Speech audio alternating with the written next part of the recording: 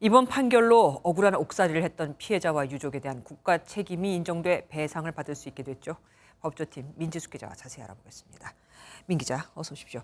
박정희 전 대통령이 긴급조치 9호를 발령한 게, 그러니까 1호부터 9호까지 있는데 9호를 발령한 게 1975년입니다. 네. 말 한마디 잘못하면 잡혀간다는 게 바로 이거였죠. 그렇습니다. 박정희 전 대통령은 1972년 유신헌법으로 개헌하면서 대통령이 긴급조치를 할 수 있다는 내용을 새롭게 넣었습니다.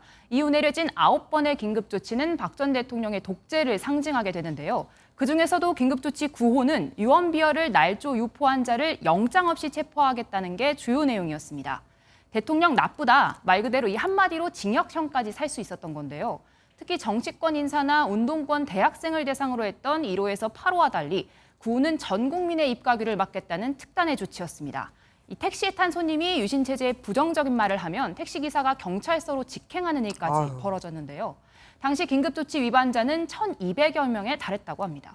그런데 2013년에 이미 헌법재판소가 위헌 판결을 내리지 않았습니까? 그러면 그때 배상을 해줬어야 되는 거 아닙니까? 그렇습니다. 국민의 기본권을 과도하게 침해했다. 이 긴급조치에 대해서 이미 2010년도엔 대법원이 무효 판결을, 2013년도엔 헌재도 위헌 결정을 내렸는데요. 이를 근거로 재심이 진행된 결과 800여 명은 무죄 판결을 받아 명예를 회복했습니다.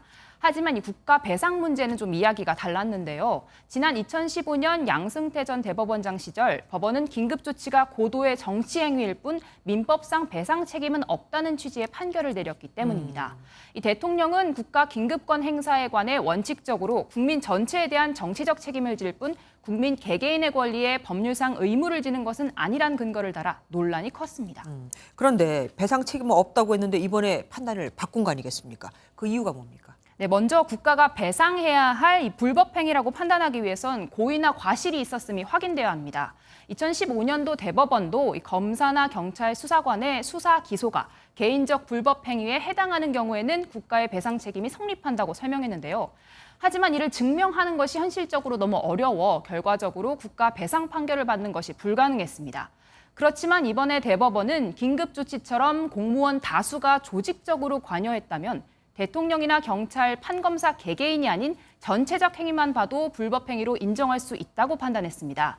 공무원 개개인의 불법 행위까지 입증할 필요는 없다는 얘기입니다. 그럼 이미 국가배상재판에서 진 사람들이 있잖아요. 그분들도 배상을 받을 수 있는 겁니까? 그건 아닙니다. 올해 초 기준 긴급조치 9호 관련 사건은 대법원에 계류된 사건만 24건, 하급심에는 여전히 9건이 남아있고요. 다른 긴급조치 관련 사건들은 더 많습니다. 네. 하지만 대법원의 전원합의체 판결은 소급 적용이 되지 않습니다. 그래서 이미 패소 확정 판결을 받은 경우에는 국가 배상을 받을 가능성이 낮습니다. 국가 배상 받을 권리를 부당하게 박탈당한 대통령 긴급조치 제9호 피해자들의 권리 회복을 위해 대법원이 결자 해지 차원에서 실질적인 해결 방안을 마련할 것을 호소합니다. 다음 달 퇴임하는 주심 김재영 대법관은 이 판결이 불행한 역사에서 벗어날 수 있는 계기가 되길 기대한다 이렇게 말했지만 피해자들은 뒤늦은 판결에 한숨을 쉬고 있습니다. 늦어도 너무 늦었네요. 지금까지 민지숙 기자와 함께했습니다. 고맙습니다.